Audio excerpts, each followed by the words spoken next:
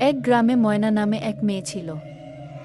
একদিন তার বাবা তাকে রাগ করে বাসা থেকে বের করে দিয়েছিল। তখন এক ডাইনি বুড়ি তাকে একটা সোনার ডিম উপহার দিয়েছে। ধন্যবাদ ডাইনি বুড়িমা। টুলু বাবা, খা খা, ভালো করে খা। এত সুন্দর ঘাস আর কোনোদিনও খাসনি বাবা। এই দোলু, কি করতে এসেছিস এখানে? গরুকে ঘাস খাওয়াছিস তাই নাকি? গরুটা অনেক মোটা তাজা হয়েছে দেখা যাচ্ছে।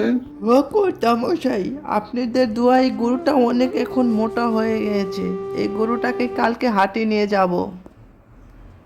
তাহলে তুই খাওয়া, আমি চললাম। আচ্ছা ঠিক আছে মোড়ল মশাই। যা কালু, হাট হাট হাট হাট। কি বজ্জাত গরু রে বাবা, একটু নড়লো না। কালকে হাটে নিয়ে বেচে দেবো এই গরুটাকে, খুব বজ্জাত হয়ে গেছে। ও মা গো, দিল মাজাটা ভেঙে গেছে। এই গরু আর পালবো না।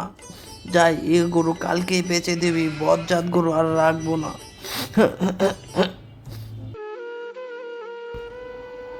ময়না, ও ময়না মা, বাসায় আছো নাকি? এই বজ্জাত গরু আমার মাজাটা ভেঙে দিল। মা, এখনো ঘুমাচ্ছিস পরে পরে? বজ্জাত মেয়ে কোথাকার, ঘরে কোনো কাজ বাজ করস না নাকি? তরে দেখাচ্ছি মজা। কি হয়েছে বাবা? গরুকে ঘাস এনে খাওয়াতেও তো পারো, খালি শুয়ে থাকো। বাবা একটু চোখ লেগে গিয়েছিল, তাই একটু ঘুম ধরেছিল, তাই আমি তো ওই অলসতা করি না। আবার মুখের উপরে কথা। যা, এক্ষুনি যা, গরুকে ঘাস কিনে কেটে খাওয়া। বজ্জাত মেয়ে কোথাকার, খালি অলসতা করে আলসামি করে শুয়ে থাকো। যাচ্ছি বাবা, তুমি রাগ করো না। খারাই সারা দিন আমাকে খাটায়, কামের উপরে রাখে, গরুকে ঘাস কেটে খাওয়াতে হবে এখন। ময়না মা, কি হয়েছে তোর? একটু রাগ করে দাঁড়িয়ে আসিস কেন? তোর কি হয়েছে একটু বল, আমাকে একটু শুনি দেখি। আরে দাদু বাবা খালি আমার রোজ গরুকে ঘাস কেটে খাওয়াতে বলে, আমি মেয়ে মানুষ হয়ে পারি গরুকে ঘাস খাওয়ার জন্য? ওই কে রে আমার এখানে মেঘে উল্টা পাল্টা বুদ্ধি দিচ্ছে? ও, ও তুমি ঘাস না খেয়ে এখানে দাঁড়িয়ে আছো? হ্যাঁ মোড়ল মশাই, ওই একটু কাজ করে না, খুব অলস হয়ে গেছে, তাই ওকে ঘাস কেটে খাওয়াতে বলছি। আর মেয়েকে রাগ করে না, ছোট মেয়ে তো বোঝে না। ওই বড় হলে সব বুঝবে, কাজ বাজ করবে। ওর দিকে গরুর ঘাস কাটা যায়? তোরা থাক, আমি চলি।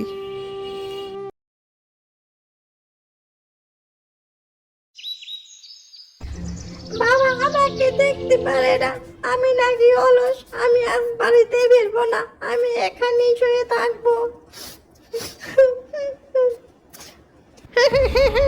কে রে আমার বাগানে এসে বসে রয়েছে মানুষ রূপী?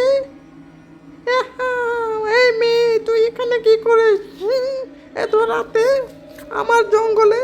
বাবাই আমার রাগ করে বাসা থেকে তাড়িয়ে দিয়েছে, তাই আমি জঙ্গলে বসে রয়েছি, আমার মন ভালো নেই। ও, এই জন্য তোর মন খারাপ? চাই, তোকে একটা উপহার দিচ্ছি।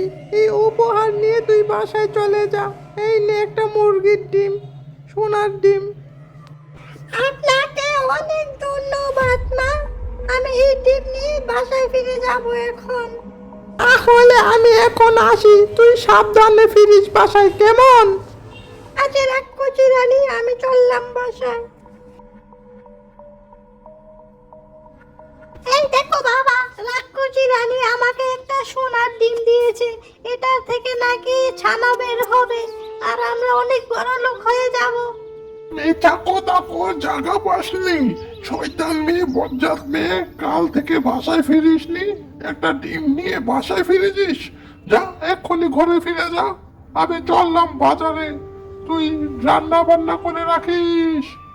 তখন সে তার মেয়ের কথা বিশ্বাস করেনি। পরের দিন সকালবেলা ইয়ে, কত বড় বাচ্চা বের হয়েছে, কত বড়, এখন আমরা অনেক বড় লোক হয়ে যাব।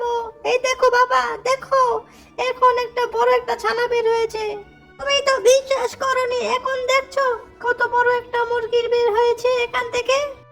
ও মা, মুরগি দিয়ে সোনার ডিমও দিয়েছে, আমরা বড় লোক হয়ে যাবো এখন। কি মজা, কি মজা, ইয়ে, আমরা এখন বড় লোক হয়ে যাব।